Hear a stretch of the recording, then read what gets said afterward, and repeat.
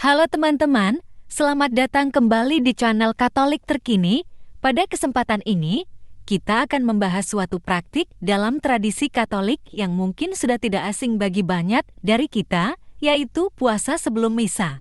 Mari kita telusuri lebih lanjut sejarahnya dan mengapa puasa ini dianggap sebagai tindakan cinta yang besar terhadap Ekaristi Kudus. Pertama, sejarah puasa sebelum misa.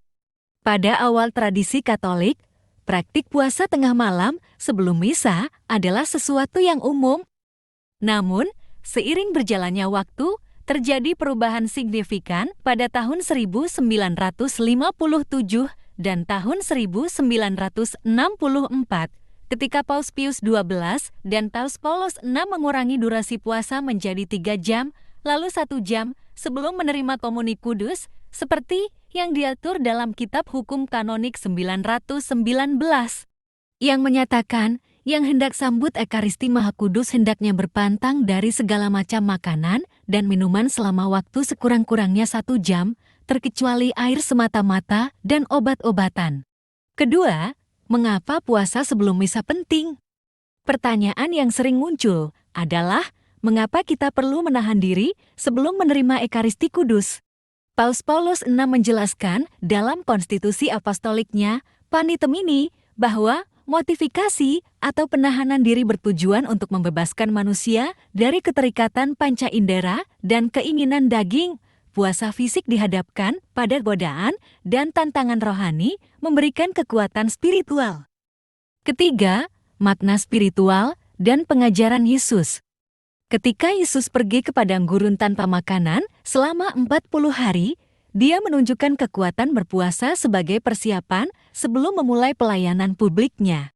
Ia bahkan mengajarkan kepada murid-muridnya bahwa setan tidak dapat diusir kecuali dengan doa dan puasa. Puasa bukan hanya latihan fisik, tetapi juga membangun kekuatan rohani. Keempat, kehilangan kelaparan akan Ekaristi.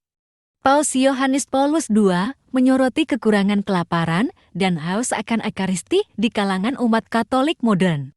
Merindukan Ekaristi adalah langkah awal untuk menerima dengan benar, seperti yang diingatkan olehnya. Sebagai umat Katolik, kita perlu merindukan Ekaristi untuk memahami sakramen cinta yang besar ini.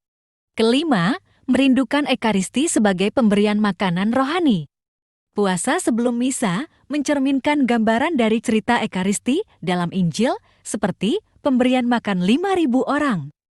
Sebagaimana orang banyak harus lapar untuk menerima makanan yang diberikan oleh Yesus, demikian juga jiwa kita harus merindukan Ekaristi dengan kelaparan batin.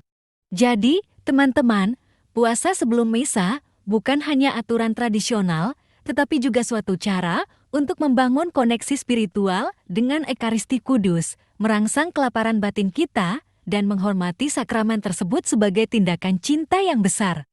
Jangan lupa bagikan komentar Anda di kolom komentar, like, dan subscribe untuk konten-konten selanjutnya.